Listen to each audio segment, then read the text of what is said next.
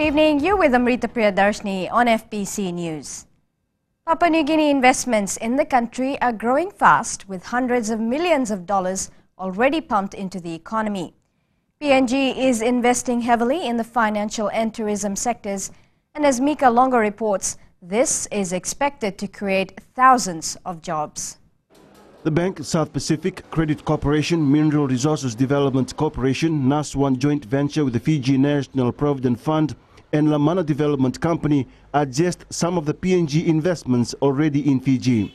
And through these investments, PNG corporations now own the Pearl Resort in Pacific Harbour and have engaged in the reconstruction and expansion of the old GPH site, costing more than $80 million. Construction projects like this are good, and we are pleased that we are able to employ Fijian tradesmen, skills, and also people who specialize in the construction industry.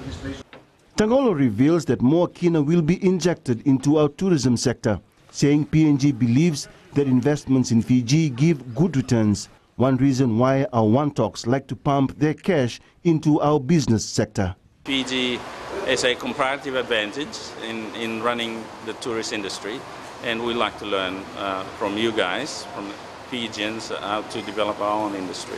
This is what PNG is in for. They will change this once iconic site into a state-of-the-art tourism spot. The project is managed by a PNG company. A proud PNG Prime Minister Peter O'Neill paid a personal visit to this site yesterday. O'Neill was marveled by the reconstruction of what is left of the Grand Old Lady, once an iconic building in the Pacific. You know, it's good to restore some of those. Many times in the Pacific we tend to forget about our history, and it's good to restore it to its former glory. PNG isn't here just for a short stint. They're here to prove a point. I like to see our investment in the Pacific.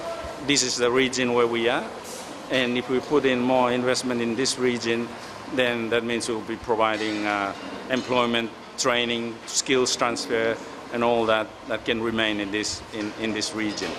And those sort of skills attract investment to come to our region. This project is already providing hundreds of jobs. Once completed, the new structure will cater for the elite multinational corporations, both locally and overseas, based on who wishes to hold meetings and conferences here. And of course, there will be accommodation. Mika Longo, FBC News. Water Authority Chief Opatea Ravai has reacted strongly to the failure of China Railway 5 Company to pay FNPF contributions to its local workers. The company is contracted by the Water Authority to carry out water and sewage works. The FNPF has confirmed receiving complaints from employees and sent inspectors to China Railway office in Domain to search for relevant papers. Yes, we are definitely concerned. We will speak to them in uncertain terms. If they want to operate in Fiji, they need to abide by the laws of the land. And so we will speak to them about this. Women are expected to take a leading role in decision-making bodies all across the country. This will start from the grassroots level once the village bylaws are in place. As Epeli Tukuwasa reports, the Women's Ministry plans to enforce provisions that 30% of all development committees in villages and rural settlements should be made up of women. Women have had little contribution in decision-making in previous years, not just in homes and villages, but nationally as well. If the ministry in charge has its way, women's inclusion will soon become mandatory, starting from the village level. The Itauke affairs also have included in their village bylaws that women must make up 30% of the development committee in their villages. The women are also being represented in the Tikina councils and also the provincial councils. Luveni says having women involved in committee and boards ensures that there is a human touch to all decisions, bringing up issues that affect everyday life. And this is why it is so important for them to be involved. And right now we are thankful that the government recognizes the contribution of women. According to the minister, there is no reason why women shouldn't be involved. In many cases, they are the head of the family bringing in income and looking after the family. Women has the means, they have the means to alleviate poverty in this country. And to do that, they need to be recognized as a resource for the national economy. The minister has also encouraged women to come forward and stand in the 2014 general elections. Epeli Tukuasa, FBC News. The education sector can expect a boost in its budgetary allocations as the government moves to improve education facilities and services in the country. With modern development rapidly taking place in our world, the government can't stress enough the importance of a good education to meet the challenges that comes with it. Mika Longa reports.